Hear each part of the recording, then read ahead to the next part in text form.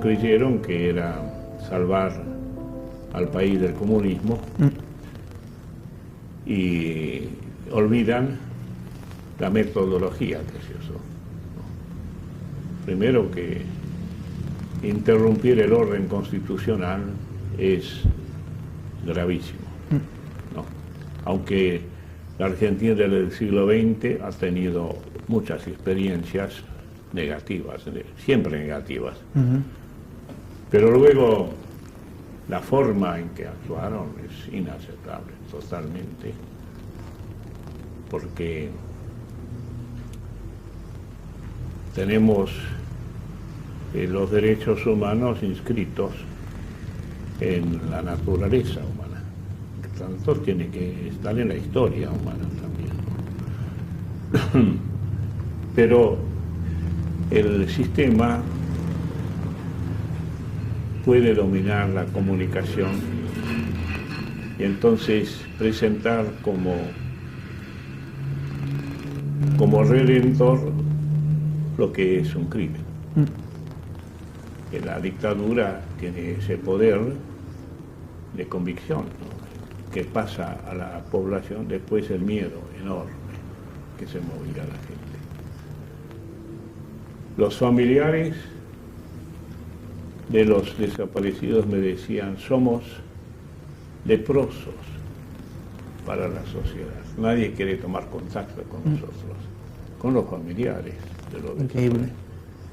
Sí, sí. Aún muchos de nuestros familiares nos huyen, no quieren complicarse la vida. ¿Sí? Entonces, ese clima ha hecho que no hubiera un contrapeso como una opinión democrática se suele haber. Y el miedo enorme que infundieron en la población y la colaboración que han tenido también, eso está siempre cuestionable, aún porque el militar necesita del civil. Tenían armado la estructura, la planta funcional, como decimos, sí, eran en general civiles, por eso el análisis tiene que ir en mayor profundidad y cuestionarnos qué entendemos propiamente por convivencia social en libertad y según una constitución. Interrumpir el proceso constitucional es inaceptable. Nosotros los obispos en el año 81 hicimos un gran documento, Iglesia y Comunidad Nacional, defendiendo la democracia como doctrina.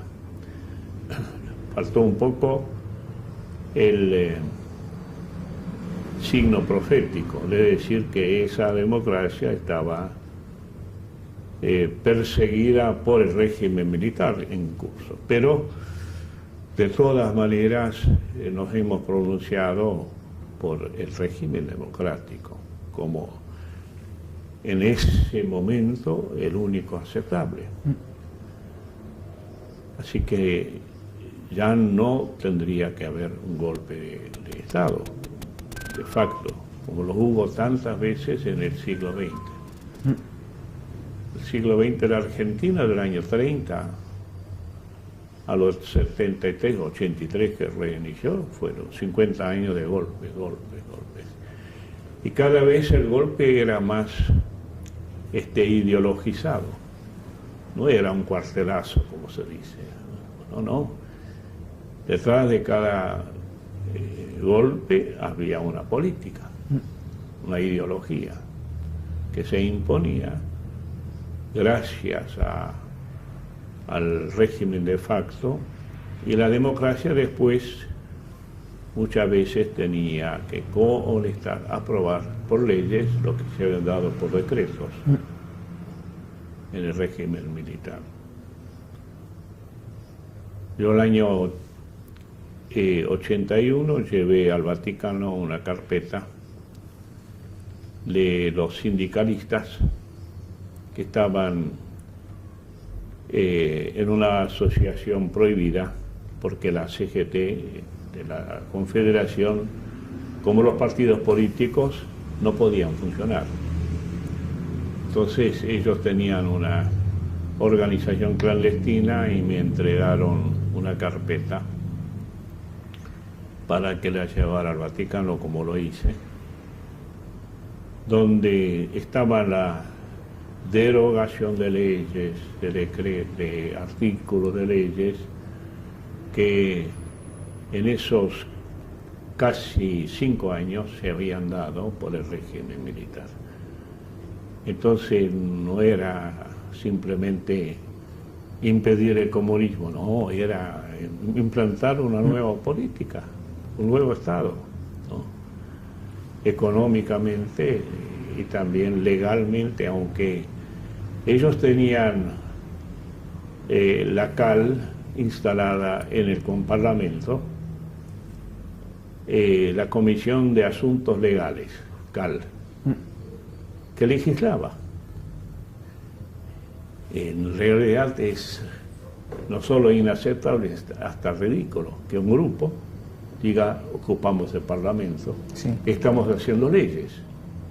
No, pero esto se ha aceptado y que ya nunca más se debería aceptar, seguramente de aquí en adelante. Y nuestro régimen democrático hace muchas aguas, como decimos, tiene muchos defectos porque nunca fue practicado más que transitoriamente. La mejor escuela de democracia es el ejercicio de la democracia, aún con todas las falencias que pueden.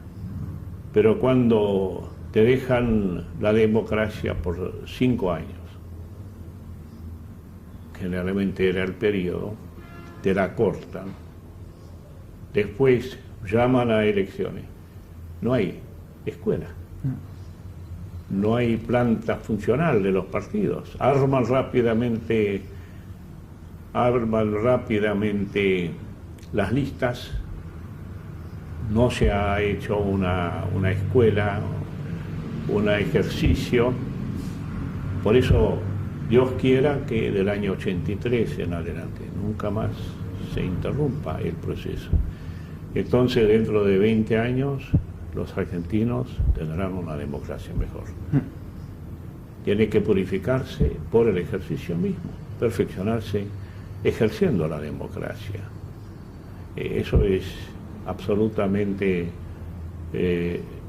necesario y tiene que terminar la permisividad de los golpes de facto.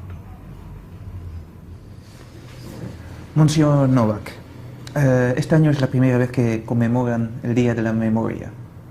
¿Qué significa eso para usted? Y los 25 años que se redondean mañana justifican que se quiera dejar definitivamente sentada una conciencia que ha madurado en el dolor, en el horror, en las lágrimas de mucha gente, en la sangre de mucha gente, en el martirio de mucha gente. Cuando tenemos un poco de noción de dignidad, de respeto a la vida, de sentido de nación, y reflexionamos sobre lo que pasó a partir del 24 de marzo del año 76, necesariamente tenemos que asentar con algún signo, un monumento, un libro, una conmemoración humana, cristiana o no, reunirnos para decir: han pasado cosas graves, han pasado hechos con consecuencias de larga data para nuestro país. Quizás ni siquiera se las puede ver de forma inmediata, pero con un análisis un poco más pormenorizado y objetivo incluso. Estos hechos afloran a la conciencia nacional como invitándonos a lamentarlos, por supuesto, pero también a deducir las consecuencias, como se dice tantas veces, de nunca más. Es fácil hacer un discurso, pero no es fácil deducir un poco más desde las causas a los efectos, las consecuencias que ha tenido el 24 de marzo de 1976 para nuestra patria argentina. ¿No es un poco tarde que conmemoran el Día de la Memoria por primera vez después de 25 años? Bueno, se ha conmemorado en forma más mitigada, más recluida, diríamos, alguna pequeña, no celebración, porque es difícil hablar de celebración, conmemoración, se ha dado, pero creo que el hecho de los 25 años es una cifra que redondea y que el ser humano de alguna manera siempre tiene en cuenta. Los 25 años de casamiento, para nosotros los 25 años de ser obispo, para tantas circunstancias, una institución que celebra.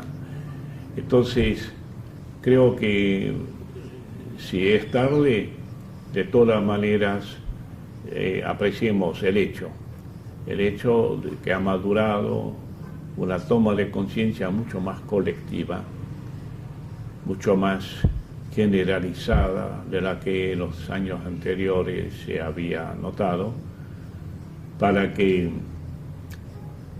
si se erige un monumento, este sea símbolo de toda una reflexión que el país haga, no con un deseo de venganza, pero sí de justicia, de verdad, de solidaridad, de homenaje a los caídos en forma brutal, clandestina, tirados al río o ejecutados de otra manera. Esto como representante de una generación y como expresión de un país que quiere erguirse sobre sus propios desastres, sus propios fracasos y emerger para salir a hacer un papel protagónico, no como una primera potencia, sino como una nación que tiene dignidad, que tiene respeto a la vida, que salvaguarda a la familia. Creo que esos son los valores que todavía no todos reconocen, porque hay quienes defienden lo que ha pasado con el golpe.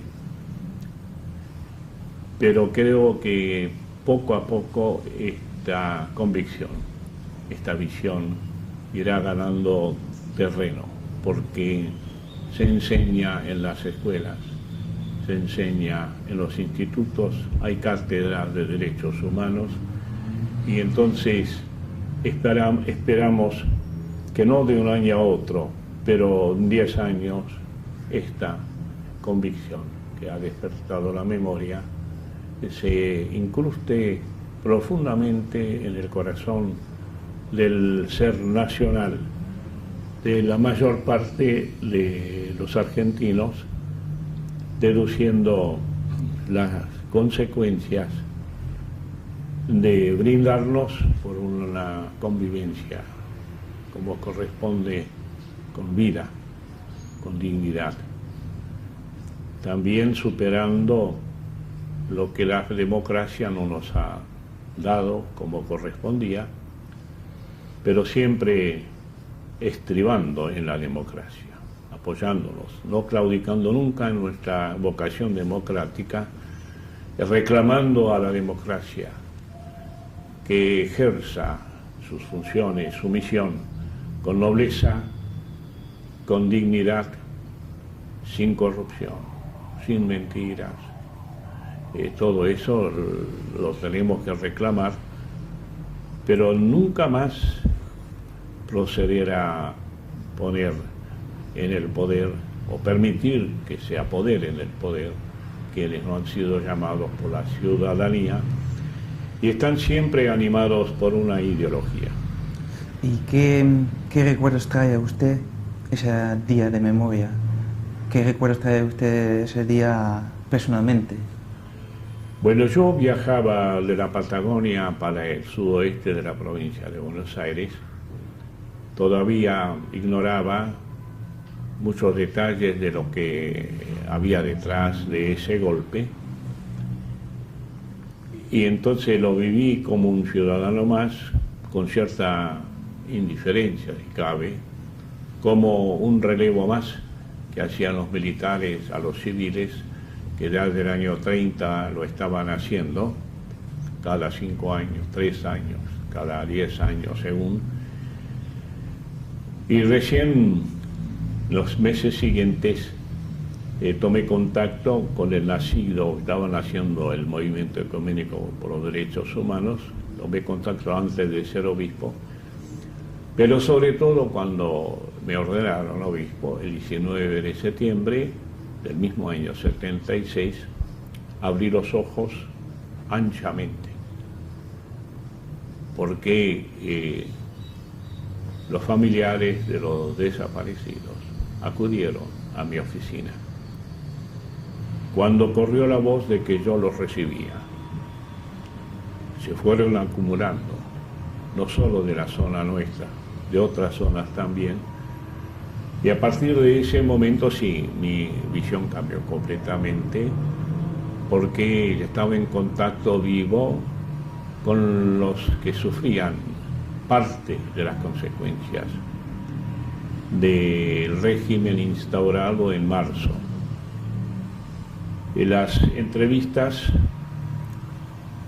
más que pastorales, porque eran una diócesis nueva, eran sobre derechos humanos. Después, los años siguientes, la diócesis creció y bueno, también entonces se acumulaban los temas estrictamente pastorales en la curia, pero los primeros meses fueron especializados en recibir a familiares.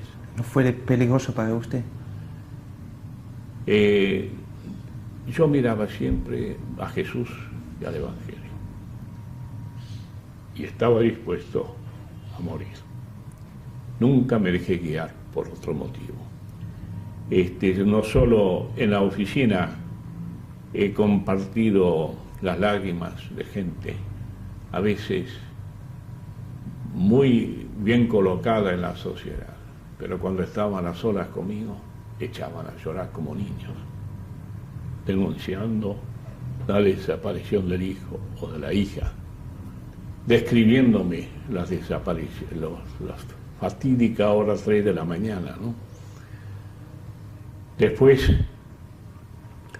en la vida práctica, hice mi trabajo de obispo.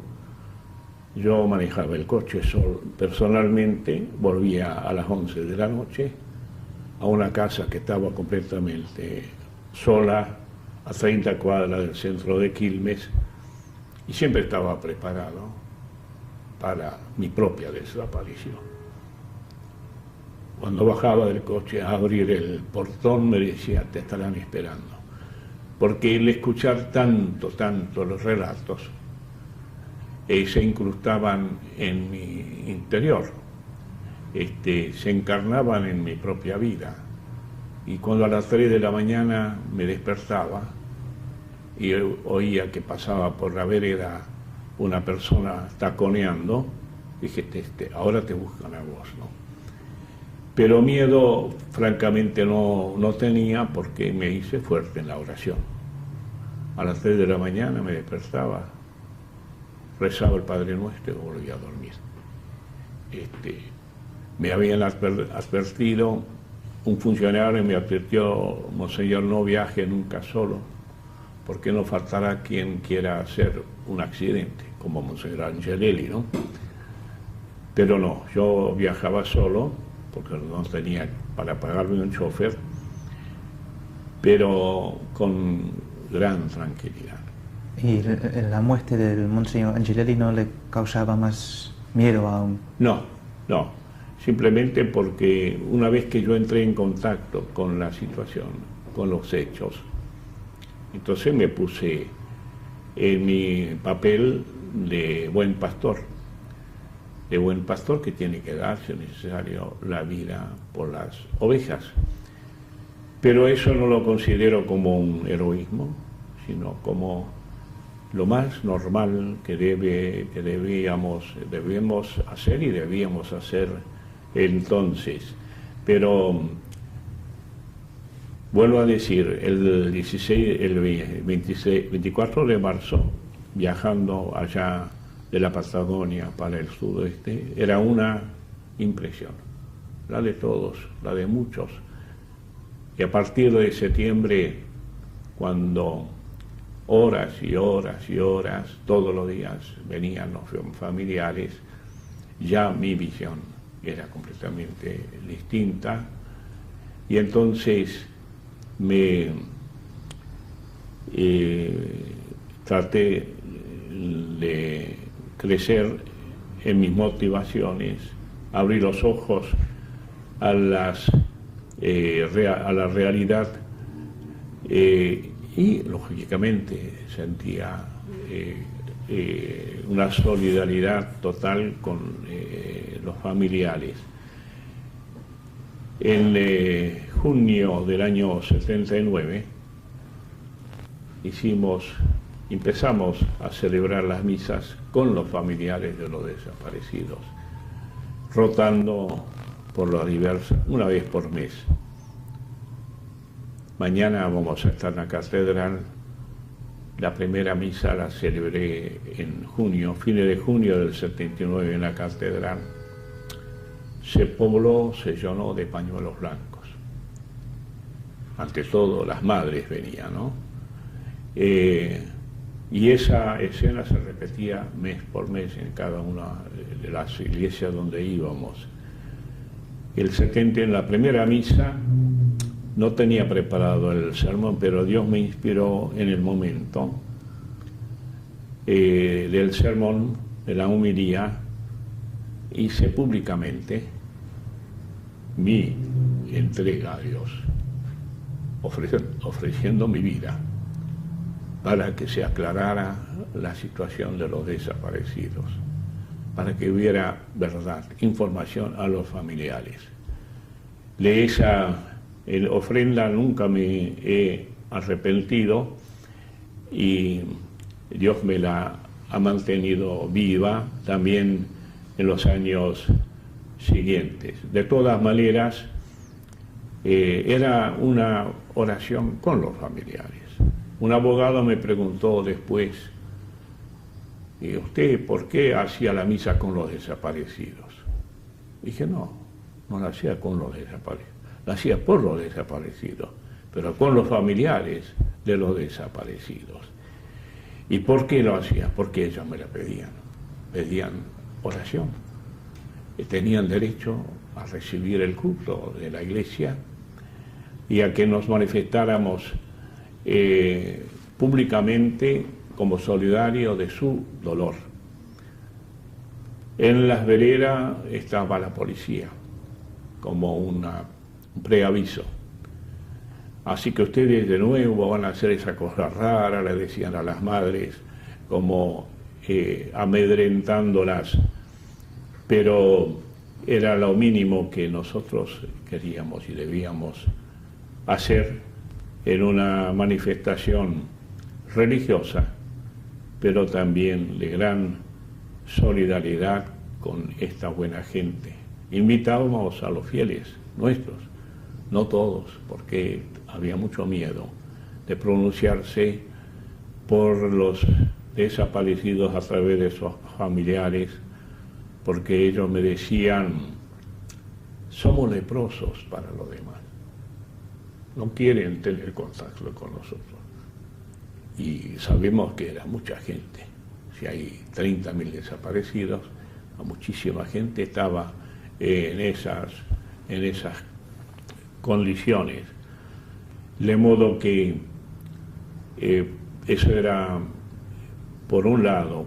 Por otro, con el movimiento ecuménico por los derechos humanos, estábamos tratando también de hacer un servicio legal y asistencial.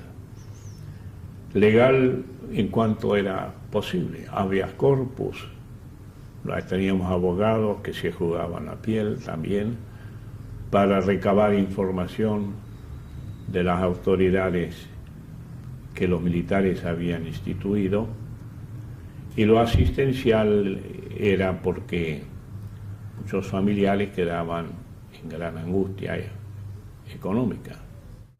Había un señor que había sido administrador de un hospital importante y que, para fijar la catadura moral de este hombre, él dice: Monseñor, yo hoy todavía viajo en colectivo. He manejado mucho dinero como administrador del hospital. No he robado un peso, por eso hoy viajo en colectivo. Bueno, él me contó, tendría unos 70 años, que se presentaron a las 3 de la mañana 20 coches rodeando su casa en Quilmes. Entraron, les vendaron los ojos y él me dijo, a él y a la señora, y él decía, creía que lo iban a fusilar. Dice, nos llevaron a la cocina y pidieron la dirección de nuestros hijos y se fueron.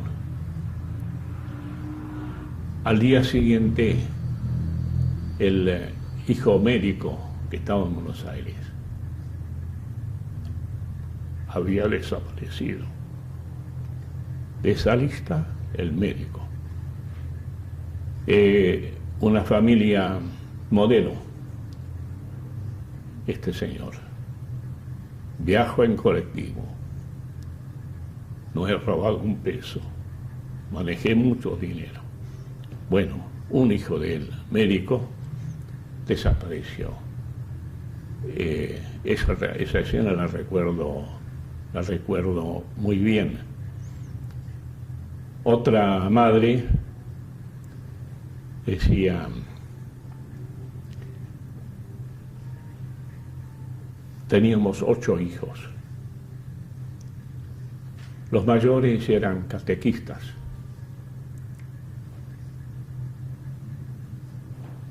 Y se pusieron en los montoneros. Y si yo le discutía a mis hijos, ustedes están equivocados. Y ellos me decían, mamá, todo está podrido. Eso no se puede cambiar de otra manera. Bueno, uno de ellos murió en un enfrentamiento. Los otros 3 desaparecieron, entre los desaparecidos. 4 hijos, entonces. Y me decía, mi problema es ahora convencer a los 4 menores que sus hermanos mayores no habían sido héroes. Esta señora muy católica, pero tenía esa convicción que la violencia no había que emplearla, e incluso más allá de lo equivocado que pudiera estar, no reconocía la nobleza de estos muchachos que ofrendaron su vida por un ideal. La metodología equivocada, pero el objetivo de ese ideal no estaba equivocado, ¿no? Otra escena, las noticias de lo que pasaba a veces en los centros de detención se filtraban, y esa noticia después se comprobó cuando ya vino la libertad. Un matrimonio joven, ella tenía que dar a luz. Entonces a él lo ataron a un árbol y ella tenía que delante de él dar a luz sola, como podía, como un animal. Esta escena que alguien tiene que haber evidentemente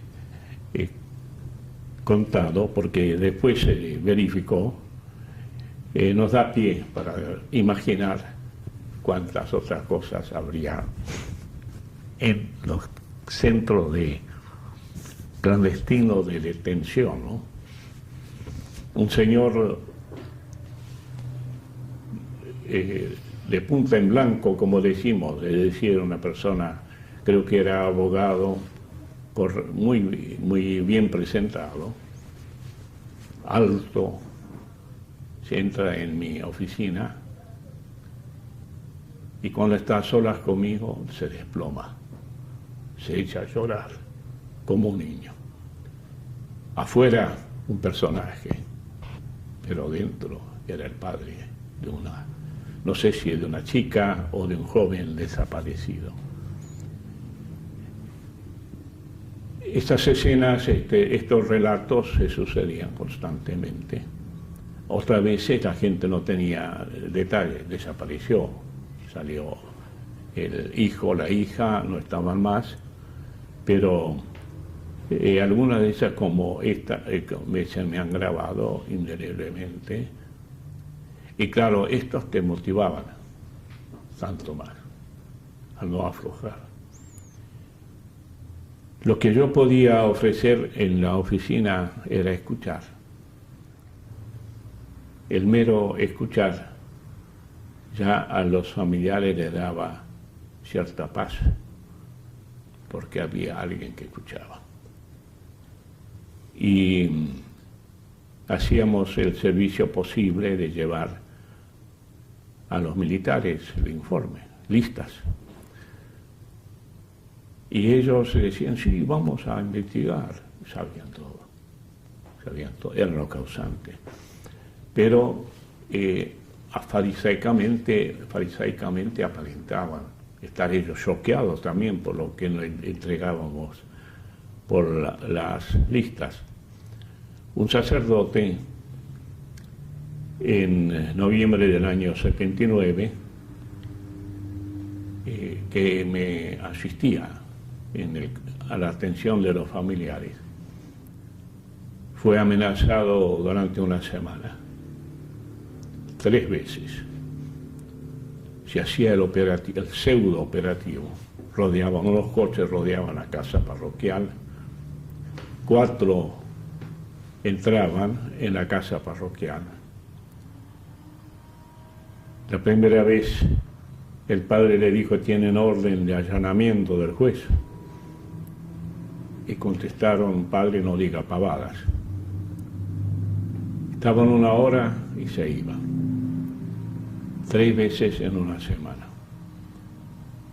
como amenazándolo de desaparecerlo. Y yo fui a los jefes de policía de Buenos Aires, de la Federal, al jefe de policía de la provincial, al comandante de la 10ª brigada que tenía a su cargo esa zona. Y los 3 generales, porque eran generales los 3, se extrañaban. Dice, ¿qué cosa que está pasando, padre, monseñor? Vamos a investigar. Entonces le pusieron guardia al padre, una guardia día y noche, y dice, no, por favor, de día no. Consiguió que solo quedara de noche, pero era otra forma de apremiarlo, ¿no? Dejarle todas las noches un guardia en la casa. Cuando él se iba de la parroquia a una reunión conmigo, el guardia se sentaba al lado de él. ¿Cuál era la intención? Que el padre se cansara, porque era español de nacimiento, que se fuera a España. El padre no se fue, era valiente. Pero tenían que sufrir las consecuencias, ¿no? En el movimiento ecuménico por los derechos humanos pudimos hacer algo más para ayudar económicamente a algunos familiares, porque además de los desaparecidos estaban los detenidos, PEN que se decía, ¿no? Los detenidos bajo el Poder Ejecutivo Nacional. En la primera etapa, esos después, todos eran desaparecidos después. Entonces estaban en la Patagonia y de Tucumán, ¿cómo iban a visitarlos sus familiares? De vez en cuando. Entonces se les daba un apoyo en dinero para que pudieran visitar a sus familiares, los que tenían todavía presos, que se sabía que vivían. Además, una estructura mínima como movimiento, y en la práctica el que sostuvo este movimiento fue el Consejo Mundial de las Iglesias, ¿no? Que nos dio mucha ayuda, ¿no? Estuve en la sede de la Asociación Miserior,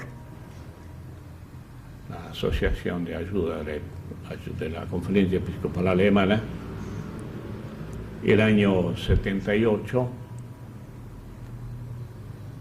y ellos me dijeron, sí, enseguida le vamos a dar 60.000 marcos, porque podemos dar nosotros, porque aquí los desaparecidos o los detenidos eran católicos, casi todos, ¿no?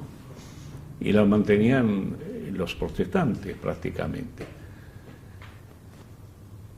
Pero seguramente usted va a recibir más ayuda. Bueno, pasó el año, no recibimos, nos giraron los 60.000 marcos, pero no vino más ayuda. Al año siguiente volví. ¿Y qué pasó? Que ustedes prometieron más ayuda. Dice, hubo una queja de la Conferencia Episcopal Argentina, que nosotros no podíamos ayudar por esta causa. Así que todos esos años hemos estado, gracias al Consejo Mundial y a algunas otras asociaciones, pero mayormente siempre protestantes. La ayuda era, en lo legal era relativa porque se podía hacer el recurso de habeas corpus, pero eso terminaba allí. Teóricamente no se sabía nada, y entonces no se respondía nada tampoco. En ayuda económica sí se pudo hacer bastante gracias a estos fondos que nos venían de Europa. Y eso fue en los años difíciles, sobre todo los primeros, donde más cundieron las desapariciones y estaban todavía los detenidos PEN. Luego, sobre todo con la restitución del régimen democrático, las ayudas disminuyeron mucho y poco ya podemos hacer más que ejercer un profetismo denunciando situaciones de injusticia también en el régimen de la democracia. Pero era impensable hacer una colecta en nuestras iglesias para ayudar a esta causa. ¿Y por qué? Porque la gente nunca habría aceptado esto.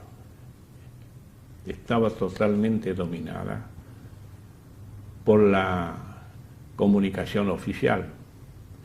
Se había creado un clima de miedo, pero también de descrédito de los que defendíamos los derechos humanos, ¿no? Así que nosotros no hicimos nunca, yo con toda mi actividad oficial nunca pude ni quise obligar a nuestra gente a, sí, privadamente, todo lo que querían, pero esas colectas que hacemos en nuestras iglesias por inundaciones, por terremotos, por lo que sea, no se hicieron por los familiares de los desaparecidos, porque automáticamente habría aparecido como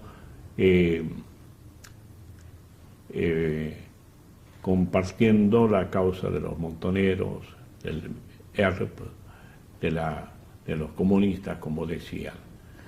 ¿Y la conferencia episcopal tampoco quería eso? Nunca, nunca. ¿Se encontraba solo entonces? ¿O? Éramos muy poquitos, ¿no? Yo propuse en la conferencia episcopal, muy al principio, que se instituyera un grupo, una comisión, para abarcar este tema. Incluso proponía que podía ser de justicia, paz, de ecumenismo, de pastoral social, para no crear una nueva comisión. Se sometió a voto, fui totalmente rechazado, ¿no? Se desaprobó totalmente mi propuesta. Entonces, con los que compartíamos plenamente la causa era el Monseñor Jaime de Nevares, obispo de Neuquén, luego Monseñor Esteban Esaine de Viedma, con los cuales sí, nosotros estábamos plenamente de acuerdo de hacer cada uno lo suyo, lo que era posible. Con el MET y algunas otras asociaciones, organizaciones, hicimos ya al final de la dictadura militar algunas manifestaciones en Buenos Aires.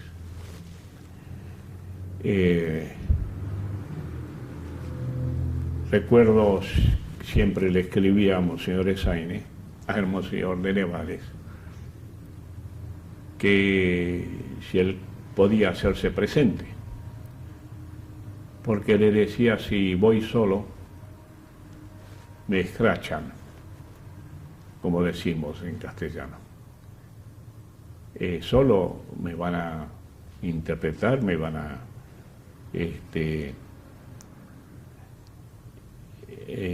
desaprobar totalmente, pero si vos venís, decía, ya somos dos, y es más difícil, ¿no? Por lo menos no estoy tan solo. Estaban los pastores, Pérez Escribel del Premio Nobel de la Paz, en esas manifestaciones.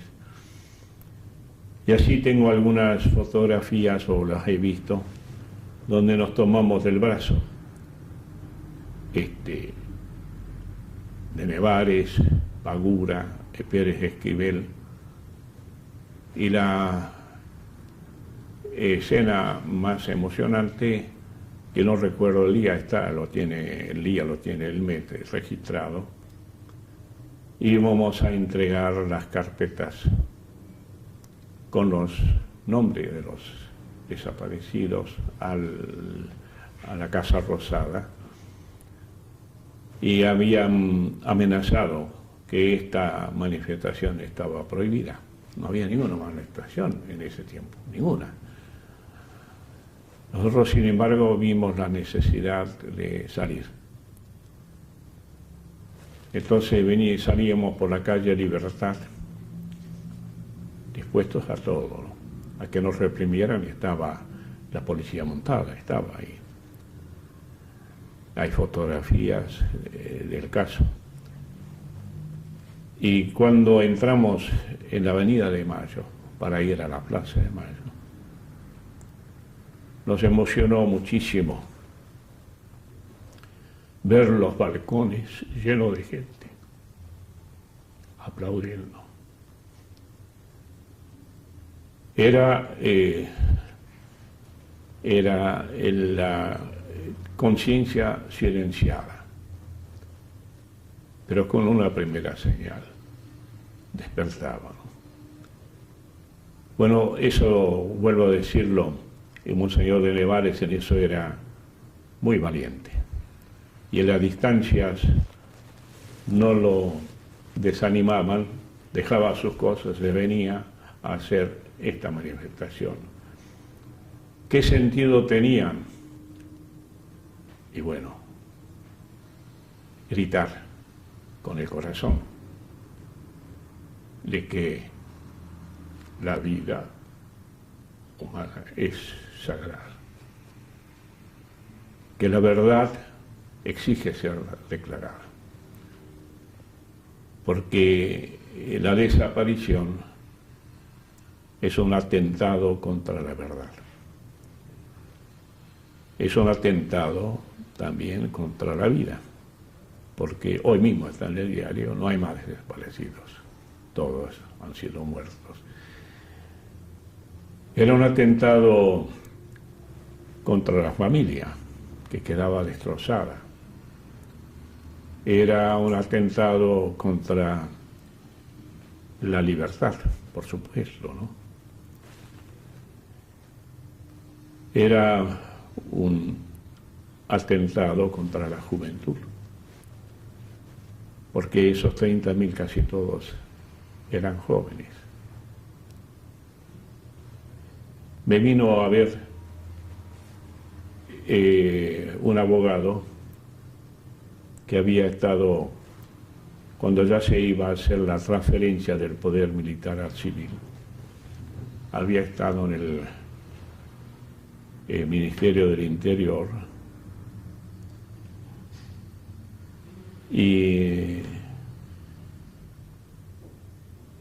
el ministro, que era un general, ante, no sé si era este señor que le había pedido o era otro, dijo: sí, tenemos algunas carpetas aquí, como minimizando el número. Cuando el general se retiró, el funcionario, el empleado, le dijo: ¿qué? ¿Pocas carpetas? Aquí hay 30.000 carpetas. Eso lo recuerdo muy bien, de un señor que me lo comentó en ese sentido. Y bueno, eran casi todos jóvenes. Como decía aquella madre: hijos están equivocados, la misma familia a veces. Pero ellos tenían ideales, estarían digitados, estarían ideologizados. Nosotros nunca hemos defendido la violencia en la metodología, pero también nos hemos opuesto a la violencia institucionalizada, a la violencia encaramada doblemente en el poder, ¿no? También a esa, y reclamábamos simplemente un trato humano, la aplicación de las leyes de derechos humanos. Por eso, el 10 de diciembre del año 83, Día Universal de la Declaración Universal de los Derechos Humanos, fue una jornada tan jubilosa. Yo no estaba en el país, pero la población respiró. Después hay que ver qué hizo la democracia, por supuesto, pero la desaparición de personas es un enorme atentado contra el país mismo. Entonces, también yo creo que es muy importante que los jefes, los mayores jefes del gobierno del año 76 en adelante, como sus colaboradores, expresen un pedido de perdón. Creo que sí, cae de su peso.